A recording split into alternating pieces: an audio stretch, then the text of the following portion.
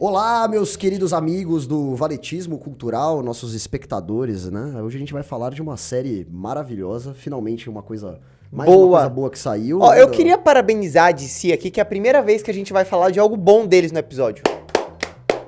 Mas você não gostou do Coringa 2? Cara, só vamos seguir, vai. Tá certo. Controls the drug business, controls the streets. I'll be running the whole damn trade. I got ambition. I can help you. Hey! Feel alive, Vic, huh? Feel your heart beating? This city is meant to be yours, sweetheart. What are you gonna do to get it? Trust me. It's just the beginning.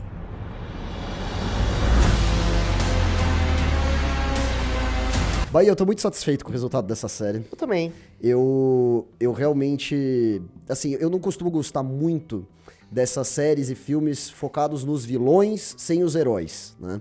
Por alguns motivos. Por exemplo, dificilmente eles fazem séries sobre vilões de fato. Então, você vai fazer uma série do Coringa, um filme, na verdade, como eles fizeram, ele é mau, mas ainda assim ele é uma vítima, existe uma justificativa ali, ele é uma vítima da sociedade.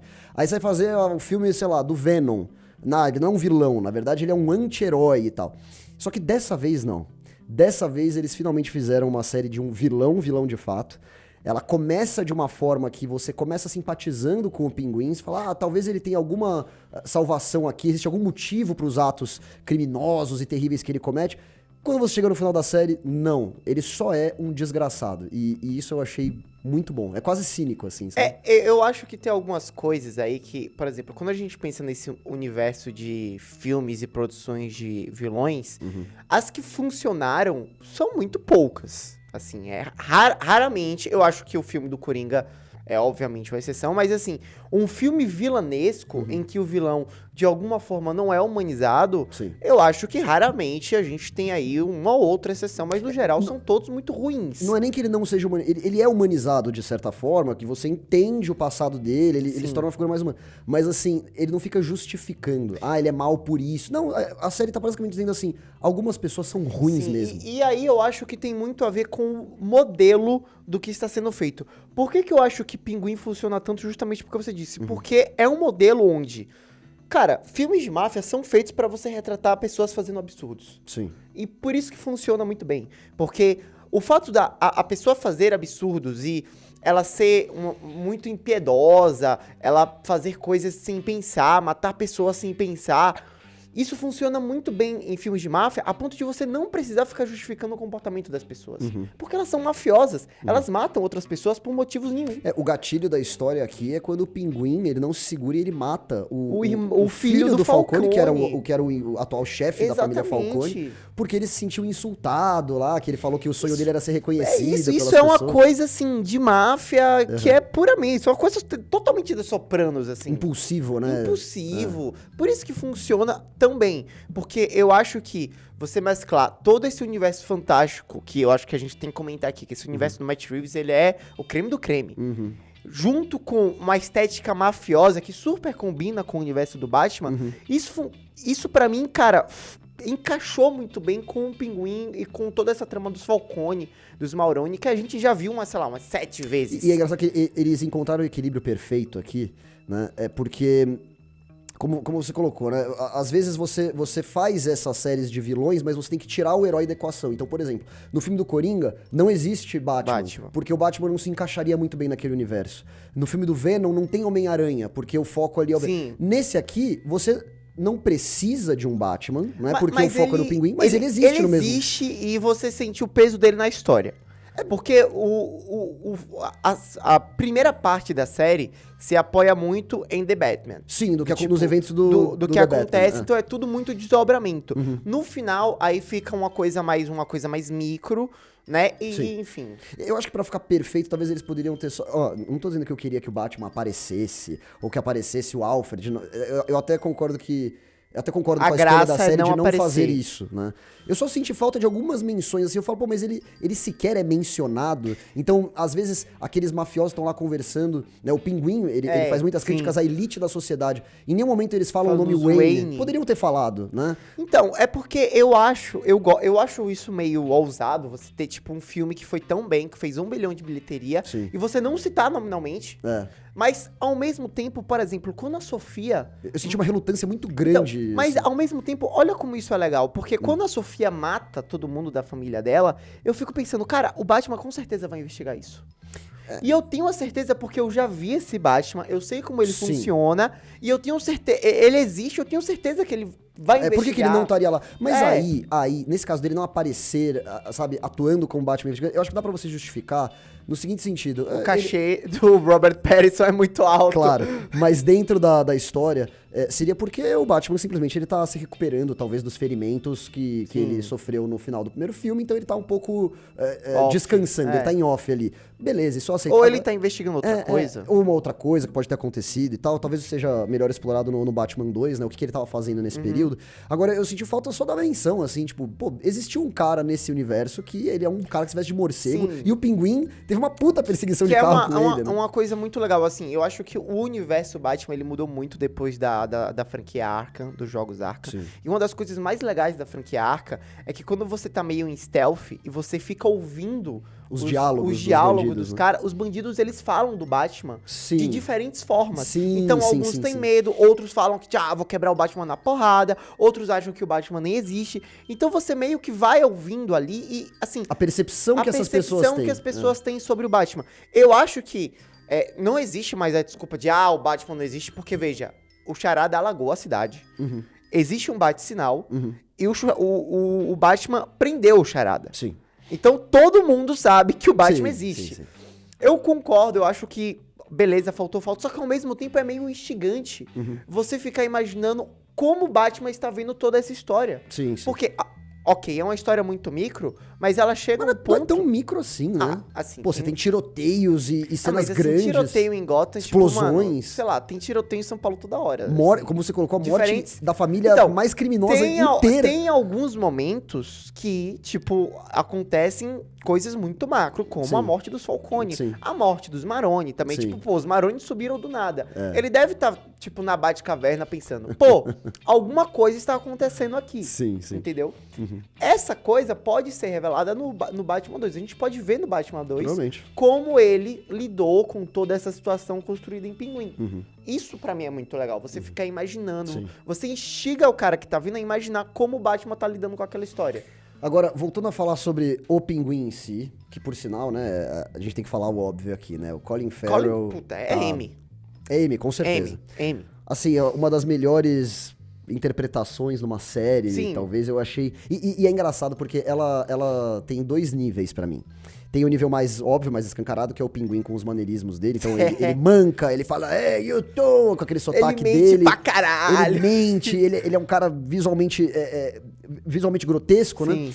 Só que você também tem uma sub-atuação ali que é muito mais sutil, que é o olhar do Pinguim quando ele tá desconfortável, ou quando ele tá se sentindo insultado, ou quando ele tá inseguro do que vai acontecer. Então, puta, eu sinto que o Colin Farrell, ele desapareceu tanto, né, pra esse personagem surgir, que você realmente sente que você tá vendo o Pinguim ali, e não Pinguim, um ator sim, interpretando o Pinguim. Sim, sim. E eu acho que o mais brilhante nessa história toda é que o Pinguim, ele é um dos personagens mais cartunescos do Batman. Sim, sim. Ele é muito cartunesco, Pega cara. o Pinguim do... O Pinguim do Do filme Tim Burton, do do Tim Danny Burton, DeVito, do filme né? de 87, cara, é literalmente, mano, tipo... Um monstro. Um monstro, É, assim. sim. É uma coisa que saiu da família Adams. Que eu adoro, tá? Eu também, eu adoro aquele pinguim. Tanto que eu tenho uma reclamação envolvendo aquele pinguim que eu vou falar no final do episódio. Olha aí. Mas, assim, eu acho que este pinguim, ele tem um ar de... Ele é realmente um mafioso meio degenerado, então você tem esse tom meio realista estabelecido pelo Nolan, que todo mundo respeita. Você acredita que ele existiria na vida real? Você acredita que ele existiria no vida real, ao mesmo tempo que ele tem aqueles traços cartunescos que faz o Pinguim ser o Pinguim, entendeu? Tipo, você realmente vê que é um Pinguim dos quadrinhos do Batman, porque ele tem os vícios de um Pinguim do quadrinho do Batman, e o Colin Farrell Fica interpreta mais isso... sutil, né? Às vezes sutil, às vezes não. O lance da perna, eles exploram muito narrativamente o lance da perna. O lance, tipo, ele é meio todo cheio de... Cicatrizes, ele tem um nariz meio quebrado. Sim, sim. Isso é muito legal. Sim. E eu acho que a série, ela faz isso com um equilíbrio muito interessante, como você falou. Eu acho, assim... É uma das maiores atuações do Colin Farrell. Eu acho que até agora não vi nada melhor. Eu acho que o Emmy é dele e, enfim. E da Sofia Falcone, que vira Sofia Gigante depois, que eu esqueci o nome da atriz que faz ela. Ela fez até o How I Met Your Mother. Ela fez a How I Met E Your quando eu vi ela Mother. nessa série, me deu aquele estresse pós-traumático. Eu do How I Met também, Your Mother. cara. Você fala assim, não. Só que eu fiquei muito surpreso, assim, ela é claramente a melhor personagem da série. Sim, a Sofia Falcone, ela é a personagem mais interessante da série, porque no final a série acaba sendo sobre ela. Exato. Se fosse uma série tradicional, né? Se não fosse a série do Pinguim, provavelmente a personagem principal seria ela e a gente estaria torcendo por ela. Porque as coisas que essa mulher passa, Eu cara... queria te perguntar isso, porque a série, ela não tenta vitimizar em nenhum momento o Pinguim. O Pinguim é sempre um desgraçado. Ele é tipo, mano, um cariocão malandro. E é isso. Agora, a Sofia... Sim. A Sofia, ela tem uma coisa que, tipo... Beleza, prenderam ela injustamente. Ela foi colocada no Arkham. No Asilo Arkham. Asilo Arkham. Cara, isso é... E ela não teve direito a um julgamento por causa do pai. Porque ela fez uma reunião com uma jornalista. Veja, ela não entregou nada. Ela só fez uma reunião com o jornalista. Mas o que mais deixou ele bravo não foi só a reunião que ela fez com a jornalista. O que faz o Falcone pai decidir mandar a filha pro asilo é que ela tava questionando, Sim. Né, a morte da mãe dela. A morte da mãe Quando dela. ela pergunta pro pai dela, fala assim, você não matou minha mãe mesmo, né? Aí, você tá passando mal, você tá muito louca, eu vou te mandar pra um asilo. E ela vai pra lá. Que é uma coisa super coisa de máfia. Sim. E esse é o 4º episódio da série, e pra mim parece um episódio de terror. Tá? Daria pra fazer Nossa, um filme esse episódio inteiro, é tenebroso. Daria pra fazer um filme inteiro de terror sobre uma pessoa sendo presa no Asilo Arkham, né? Já fizeram, cara. E aí você não gostou muito. O Coringa 2 é um filme de terror por outros motivos, né? Mas esse deu certo, e assim, você começa a ter uma certa empatia por ela. Pelo menos de todos aqueles... Ela também é má, isso que é legal, né? Ela não é uma coitada. Ela se torna má. Sim, ela se torna má. Porque, assim, quando é uma mulher normal no Asilo Arkham. Por isso que é assim, chocante. Mas normal pra uma filha de um mafioso, né? Ela ia cometer atrocidades de qualquer jeito porque ela ia assumir a família, né? Então, assim, não é que ela é uma coitadinha e tal. Não, ela também é ruim. Todo mundo ali é ruim. Mas de todos esses personagens, a que mais merecia sair vitoriosa ali, no final das eu não contas, acho. era ela. No final, o que merecia mais sair vitorioso é o menino. O Victor? É. Vamos falar do Victor, então. Não, vamos primeiro fechar a Sofia. Tá. Porque eu acho que tem uma coisa muito boa, que é a seguinte. A Sofia, ela tem todos os aspectos de uma vilã de HQ. Só que... História trágica. Ela é... Mano, ela é maluca. É uma mulher maluca. Tipo, eu claramente me apaixonaria pela Sofia Falcone na Vila Madalena. Sim, obviamente isso aconteceria. Só que, ao mesmo tempo, tem outro fator que... Ela é uma personagem essencialmente... de máfia. Ela é uma personagem que estaria em um filme do Scorsese. Sim, e mesmo sendo uma mulher, não fica forçado. Não fica forçado. E eles reconhecem o fato... O que eu acho legal nisso, né? Eu não tenho problema de você colocar uma personagem feminina numa posição de poder na máfia. Mulheres no comando, não. Isso não tenho. Isso já aconteceu na vida real, inclusive, né? Mulheres já assumiram famílias da máfia quando o marido foi preso ou morto e tal. E isso já aconteceu, não é nenhuma novidade. Mas o que eu acho legal aqui é que fica realista porque eles reconhecem que é um lugar onde uma mulher não costumaria exercer aquele poder. Ela ali. sofre uma certa resistência da própria família, assim. Exatamente. Os tios dela, o Luca, não queriam E isso faz que ela sentido. assumisse. Isso é legal. Não é só que ela é uma mulher fodona que tá lá e ninguém questiona isso. Não, na vida real questionariam. E eu acho que, assim, toda a forma como eles constroem a relação da Sofia com o Pinguim é aquela coisa de que um fica atraindo o outro, que, tipo, pra quem gosta de filme de máfia, funciona muito bem. A Assim, relação entre eles é muito boa. é muito boa. Assim, a relação antes do 4º episódio. E Quando eles estão trabalhando juntos. quando eles estão ali. trabalhando juntos, depois do 4º episódio, que eles viram rivais. E que aí sim você tem noção de que, ok, o Coringa que eu conheço, que é o Coringa do Iceberg Club, que é o Pinguim. Coringa que... o Pinguim do Iceberg Club, o Pinguim que manda em Gotham, o traficante de armas, esse Pinguim vai surgir a partir de um conflito com a Sofia Falcone. E por que isso é legal pra mim? Porque, tipo, cara, o Pinguim, ele derrubou as duas famílias de Gotham e ele vai derrubar uma gigante. Que acabou de surgir, Que já acabou vai de cair subir, já, né? então ele meio que ele vence todo mundo, assim. Sim, é isso é exatamente muito isso. legal. O que ele faz com os Maroni nessa Nossa. série é tenebroso, Nossa, cara. assim, cara, eu vi a cena, quando eu vi a cena dele queimando A mãe e o filho a mãe e o juntos, filho, eu falei, cara, isso é desnecessário.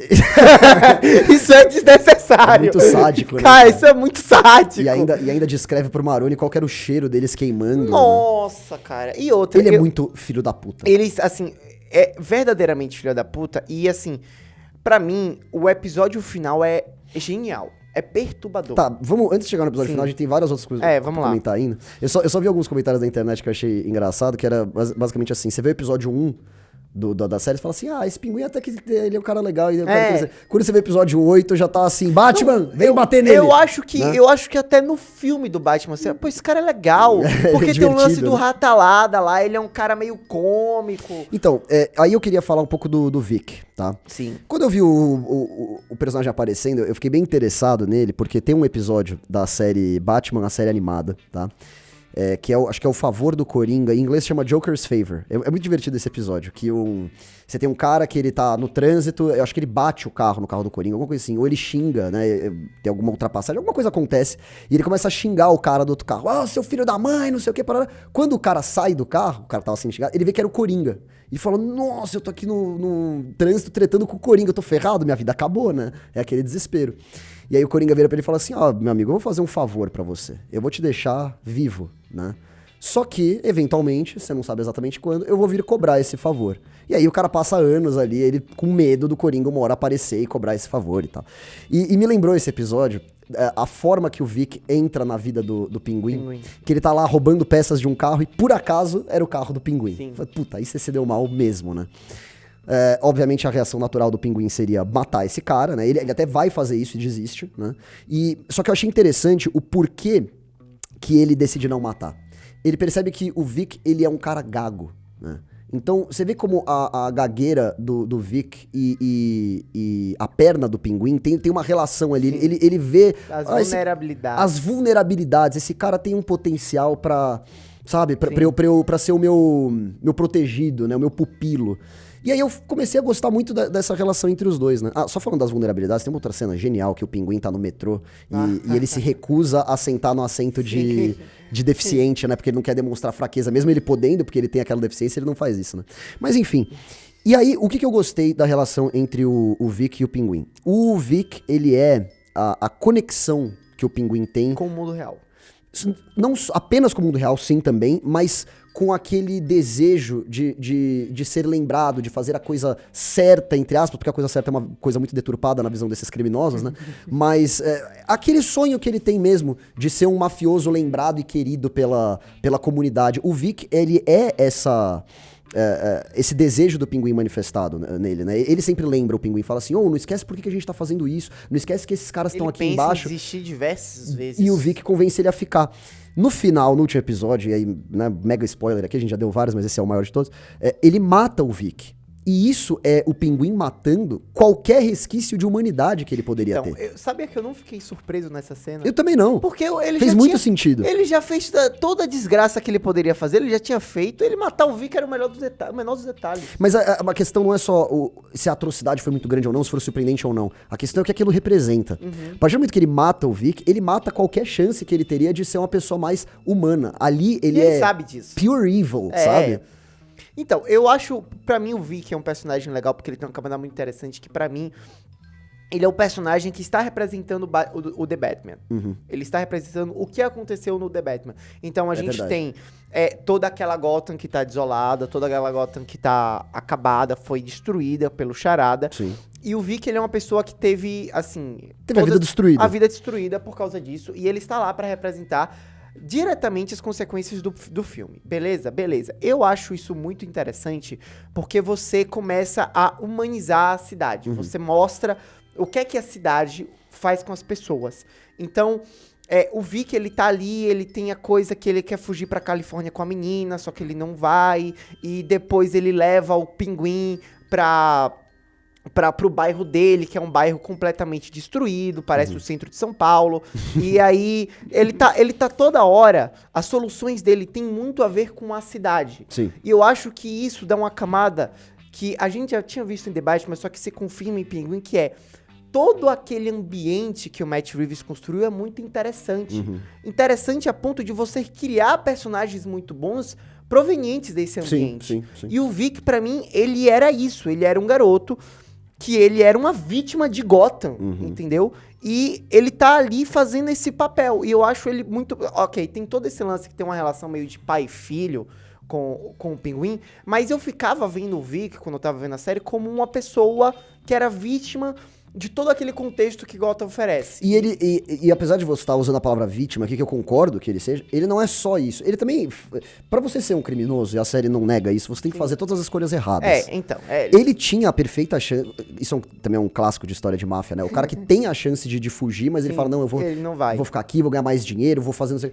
E ele acaba ficando, né? O próprio Pinguim fala, você acha que eu tô te segurando aqui? Você pode ir embora quando você quiser. Não sei se isso era bem verdade, não sei se dava pra acreditar nele, mas vamos supor que seja verdade.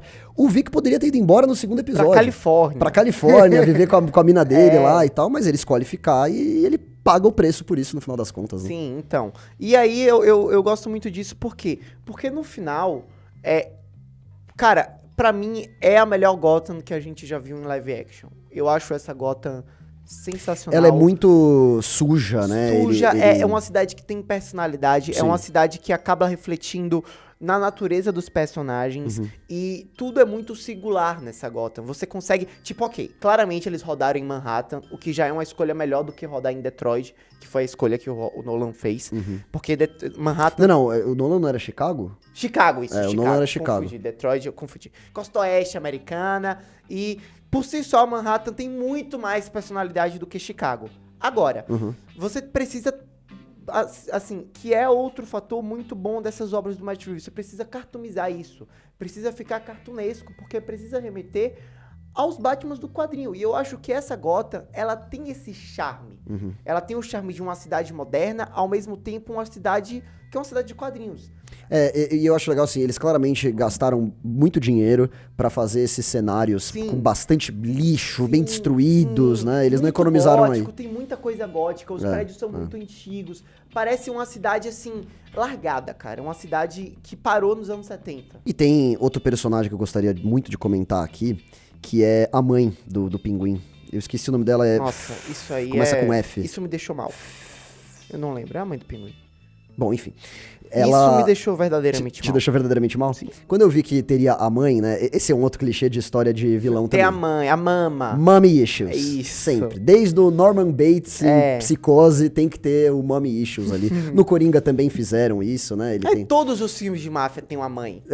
Não sou de máfia, mas eu digo assim, esses filmes de vilão, parece que o cara sempre tem que ter um mommy issues, né? Só que assim, qual que é a diferença nesse? Se fosse mais um clichê, seria a... Inclusive nos quadrinhos é assim, tá? Nos quadrinhos ela tem outra... Ah, lembrei. E na série o nome dela é Frances. É que nos quadrinhos o nome dela era Esther Cobblepot. Enfim.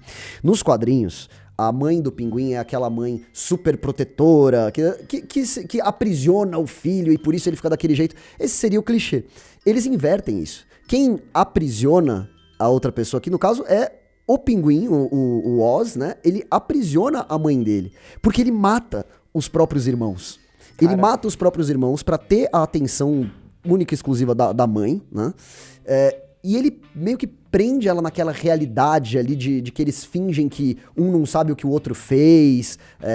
Ela tem... É uma relação que, assim, parece normal a série inteira. No último episódio... Normal pra um mafioso e uma mãe que apoia os crimes dele. No último episódio, você percebe que era uma relação baseada no cinismo. E isso, pra mim, é perturbador. Na mentira, né? Cara, cinismo. Tudo... Era tudo muito cínico. Ela sabia, cara. Ela sabia, mas ela não queria admitir, né? E é engraçado que quando você assiste o que aconteceu com os irmãos do Pinguim, né? Tudo bem, você até fala assim, não dá pra saber exatamente se a intenção dele era fazer os irmãos morrerem ali, ou se foi algo que aconteceu e ele só seguiu em frente porque não tinha mais o que fazer, né? Mas quando você vê o último episódio, você fala, ele matou os próprios irmãos. Ele sabia muito bem o que ele tava fazendo ali. Ele matou os irmãos porque ele tinha um ciúme muito grande da mãe. E eles deixam isso muito claro narrativamente. E tem aquela parte que a Sofia Falcone faz toda aquela história de casos de família com os dois. Ela faz todo o cenário ali, vamos resolver o problema entre os dois. Que eu até olhei e falei, puta, isso vai ser meio tosco. Mas a cena é tão boa. É angustiante. O conflito é tão bom. É angustiante. Ela fala que vai arrancar o dedo da mãe do pinguim se ele não admitir pra ela. O pinguim continua mentindo. Ele continua mentindo. Não matei ninguém, não sei o que vocês estão falando. A mãe dele fala, eu sei que você matou meus filhos, eu te odeio por isso. E mesmo assim, ele não admite até o final.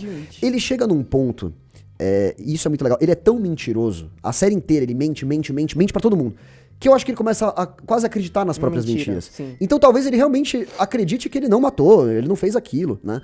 No final da série, a mãe dele esfaqueia ele, né? Aí ela tem um derrame, ela vai parar no hospital, e o que ele faz? Ele manda aquela namorada dele se vestir como a mãe dele, e ficar falando pra ele como ela tá feliz e satisfeita com as coisas que ele conquistou. Ele quer se enganar. Isso por si só já é bizarro. Totalmente. E ele quer se enganar, ele quer acreditar na própria mentira que ele conseguiu entregar pra mãe dele tudo que ele prometeu. Isso é tão bizarro que quando tem essa cena da namorada dele vestida que nem a mãe, com o vestido da mãe, eu pensava que fosse uma alucinação.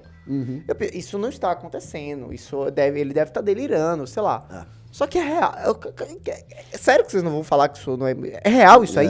Caralho, é sério? E aí depois eles conseguem dobrar a bizarrice com ela lá, completamente em estado vegetativo. E ela chora. E ela tinha falado pra ele, eu não quero ficar nesse estado, se eu chegar nesse estado você me mata. E ele fala, mato, claro. Outra mentira. Ela chora. Sim. Mas pelo menos ela tava na suíte que ela queria, né? Mas porra, cara, é tudo muito bizarro e eu gosto disso. Porque... Cara, chefões de máfia... Ok, eu acho que, por exemplo, nos filmes de máfia, esses filmes de máfia que a gente assiste, Bons Companheiros, o Poderoso Chefão... Esses caras, eles são, de certa forma, romantizados. Então, tudo aquilo é visto com, tipo, um trabalho meio charmoso, feito por italianos. Sim. O Poderoso Chefão é super glamuroso. É uma coisa muito glamurosa, porque é uma história normalmente em família, e você mostra uma família que é meio estruturada, e alguém, por algo... Aqui não. Aqui é uma máfia do tipo, eu acho que esses caras realmente são assim, entendeu? Eu acho que esses caras realmente tomam essas decisões. Nesse sentido, essa série, o Pinguim, ele se aproxima muito mais dos Sopranos que do Poderoso Chefão, por exemplo. Sim, completamente. Que são dois tipos diferentes de você que, assim, abordar essas histórias. O Tony Soprano, ele é um cara muito leniente comparado ao Pinguim, entendeu? Ok. Mas ele também é... Porque assim, ele ainda respeitava a família dele, cara. Assim, o Pinguim não tem nada, né? Da porta de casa pra dentro, o Tony Soprano era um cara normal. Ele era um cara normal com problemas normais. No Pinguim, a partir do momento que ele perde a mãe dele, ele já não tem mais nenhuma família, não tem mais nada. Ele não tem amarras. Nada. Ele mata o Vic por isso. Ele fala, olha, eu gosto de você, mas é justamente por isso que eu não posso ter você aqui. E assim, a relação mais perturbada que o Tony Soprano tinha era... Ele queria comer a psicóloga dele. Que é uma coisa que, tipo, eu entendo. Aquela psicóloga aí, tipo, ela tem um sex appeal, entendeu? Pra caramba. Mas assim, tipo, não... Isso aqui é perturbador. É perturbador, tipo, caralho, mano. Matt Reeves, faça o Batman socar esse pinguim. Tipo, eu realmente quero ver. Porque, óbvio, eles colocam aquele bate-sinal, a última série, pra você ficar de pau duro e falar, yes, ele vai voltar. A última cena, literalmente, é o bate-sinal. Exato. E aí, você fica tipo, então o próximo Batman vai ser com o Pinguim que a gente conhece. Sim. Né? E ele vai ser o vilão do próximo filme, provavelmente. Será? Então, eu fiquei pensando nisso. Você faz toda essa série, acho que é pra eu achava isso, que aquele... É porque, assim, o The Batman, ele tem um problema que as pontas, elas ficam muito soltas, né? Tira até o próprio Charada, ele vai pro Arca, ele tem aquela cena conversando com o Joker do Barry Cogman. Enfim, as pontas ficam muito soltas. E essa série, de alguma forma, deixa as pontas mais soltas ainda. Porque tem a carta da... Inclusive, assim, né? Que belo trabalho fez o senhor Carmine Falcone com duas belas filhas. Duas né? belas filhas, a Meu Celina amigo, Kyle e a Sofia Falcone. O DNA é bom, hein? DNA é bom. DNA é bom. Que tem a cena que a Celina manda uma carta pra Sofia, que eles descobrem que elas são meio irmãs. Sim. E elas têm uma coisa comum, que é o ódio à família. Então você pensa, pô, o que é que vai acontecer? A gente não sabe o que tava na carta. Não sei se tem muito o que acontecer, porque a gente tem um Não. ódio compartilhado sim, mas a Sofia já matou Não. toda a família dela. Não, eu então- sei, mas assim, se a Celina manda uma carta pra Sofia e eles colocam Sim, isso, sim. é porque isso é um evento narrativo importante que vai levar a algum lugar. Esperamos que sim. Esperamos que sim, porque a gente não sabe o conteúdo da carta. Uhum. Então, whatever. E também tem esse lance do bate-sinal. Aí eu fiquei pensando, o que que eles vão fazer? Porque eu ficava pensando... durante a série toda, eu pensava que uma das grandes revelações ia que aquele doutor era o Espantalho. Eu fiquei pensando nisso. É, poderia. Eu fiquei poderia tipo, ó, ser, esse, né? esse cara é o Espantalho. Esse cara vai chegar com um soro aí que vai deixar a Sofia maluca. Com medo, Não acontece isso. Só que assim, esse universo do Matt Reeves... Nossa, mas faz tanto sentido ser ele agora que você falou. então, você não ficou pensando Não, nisso? eu acho que eu tava tão aceitando Porque ele tem que... a coisa com as luzes, ele manipula... Claro, eu fiquei agora que você falou é porra. óbvio, mas eu já tava tão aceitando que essa série ia ter o mínimo de referências e personagens dos possíveis, sabe? Que eu já nem tava procurando isso. Claro, ele poderia botar um Harvey Dent como promotor aparecendo numa cena, ele poderia botar o Espantalho no Asilo Arkham. Eu acho que eles não Várias fazem coisas. isso porque eles também sabem que série tem um impacto menor do que o filme. É. E, tipo, se aparecesse um cara importante em uma série e ele aparece no filme depois, tipo, o cara que... Meu pai viu o filme e não vai ver a série, entendeu? Ele vai ficar tipo... Como é, "Não, que é foi o, esse como é que é o nome do Espantalho? Ele tem um nome. Ele tem um nome. Então, poderia falar só isso. Ah, meu nome é Doutor... Não, mas poderia e ser aí uma o nome coisa do meio Espantalho. Nolan, assim, no último minuto, meu sobrenome de batismo aqui, entendeu? Encaixaria, né? Encaixaria e tá tudo bem, beleza, o Espantalho.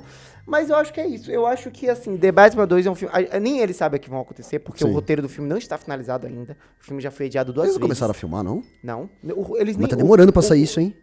Porra, O primeiro é o quê? 2021? 2020... Eu acho que é 2021, não é? Dois. Enfim, que seja. 3 anos ele vai fazer. Sim, e enfim, tá tendo até discussão que eles querem colocar esse universo no DCU e tal, porque tá demorando tanto, enfim. Mas eu acho que eles nem sabem o que eles vão fazer, só que eles têm o prato, eles têm tipo um prato cheio pra fazer uma excelente trilogia. É verdade. Porque o universo é muito interessante. E eu acho que eles têm que continuar contando histórias assim, entre um filme e outro. E Pinguim temporada 2 vai ter ou não vai? Eu acho que não.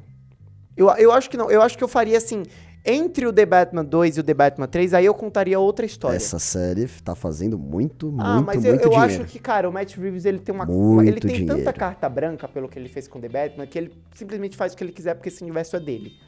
Tanto que quiseram juntar com o universo do James Gunn e ele não deixou. Eu Ele quero falou a que não. série The Hangman e quero ver mais da Sofia. Não, é isso que eu quero. eu queria ver eu queria ver a Celina, cara. É. Eu queria uma série da Celina, eu acho que seria bom. Bom, veremos então.